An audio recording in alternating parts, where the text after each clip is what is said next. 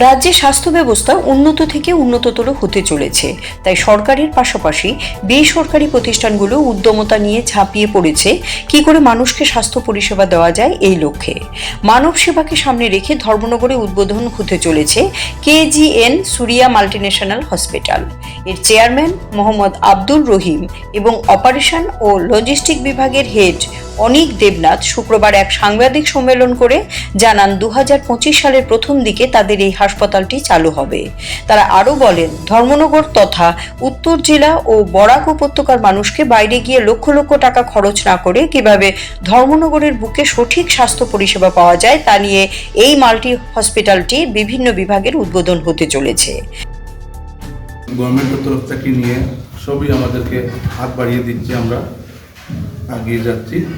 তো এখন অবধি কেউ এটার কোনো নেগেটিভ কোনো কিছু বলে নাই, কেউ সব শুনেই কথাবার্তা বলে।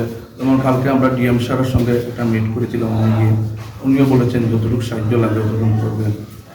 আমাদের যে এই এরিয়াতে স্পিকার আছেন, যে স্পিকার আমাদের স্পিকারও একবার এসেছিলেন, এরপরে ওনার সঙ্গে আমি 2-3 বার দেখা করেছি। উনিও বলেছেন যতটুকু আমার তরফ থেকে প্রশাসনিক যতগুলো ব্যাপার আছে যতটুকু সম্ভব আমি সাহায্য করবো তোমাকে। ধর্মনগর থেকে অয়ন নাগের report, CNE TV। CNE TV, channel for news and entertainment.